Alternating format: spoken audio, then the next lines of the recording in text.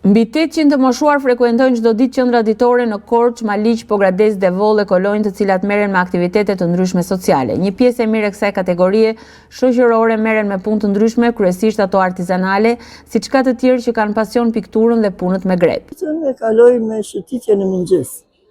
E bëj për ditë, verë dhe dimër.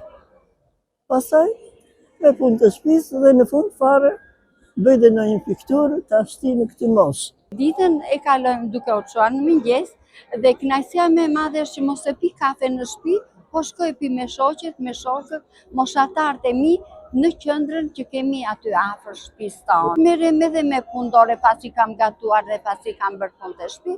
Më pëlqen shumë qëndisja, më pëlqen shumë grepi, më pëlqen shumë mbushja. Kam bërë kuverta, kam bërë perde, kam bërë centro, kam bërë jastek me kryq, kam bërë tavolina me grep.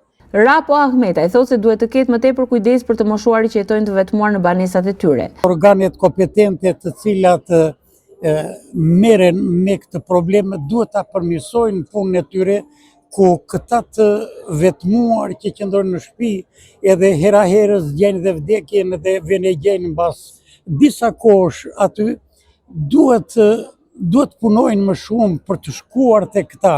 Kryetari i Këshillit të Qarkut, Petrika Tollkuçi, tha se janë në përpjekje për të finalizuar një projekt që do të shërbejë për të moshuarit e vetmuar, ku nëpërmjet një salle operative mund të dërgojë sinjalet në rast nevoje. Me ata persona të cilët janë të vetmuar në familjet e tyre, me sigurimin e një sinjalizimi nëpër familjet e tyre këtyre personave, të cilët në momente që kanë problematika,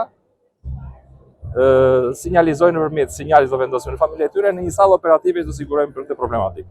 Kanë qenë të shumta rastet ku të moshuar të vetmuar kanë humbur jetën në banesat e tyre në Korçë dhe kanë qenë fëmijët ata që kanë njoftuar organet policore për vdekjen e tyre.